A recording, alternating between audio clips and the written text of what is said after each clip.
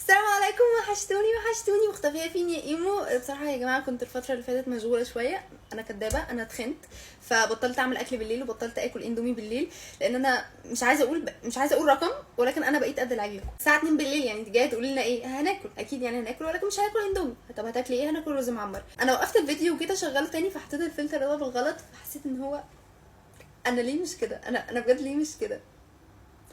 حاسه ان انا هعيط، بس يعني خلينا نشوف بشرتي الحقيقيه. ليه بجد؟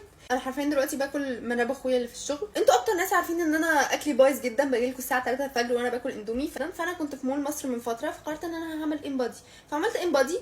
وانا عارفه ان انا اتخنت، فهطلع كام يعني؟ 54 كيلو، 55، 56 كيلو. طلعت 60 كيلو. يعني فرملي وابدأي من اول وجديد. انا ما عنديش مانع ابقى 59 كيلو ونص، بس ما اوصلش ل 60. ماما احسن حد في الدنيا يعمل صينيه بطاطس بالفراخ. ده برضو مناب اخويا، عادي هيجي يشتمني مفيش مشكله، ما هو بياكل اكلي وانا مش بقول له حاجه. لا خلاص يا جماعه، صعب عليا بصراحه. خدت منه شويه صغننين بس، حطه في الميكرويف. يا جماعه انا كريم ضاع مني بجد، ضاع مني امبارح. يعني انا مش عارفه ضاع امتى وازاي وفين.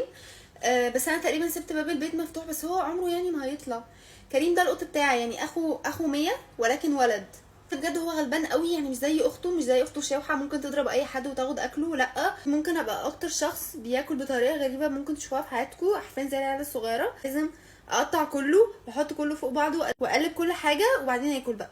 حركه يعني مستفزه جدا انا عارفه، ولكن انا ما اقدرش اكل غير كده. ماما هي اللي عودتني.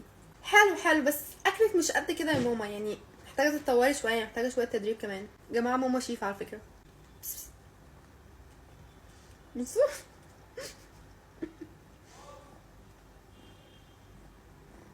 خلاص انا اسفه، خدي. باي باي.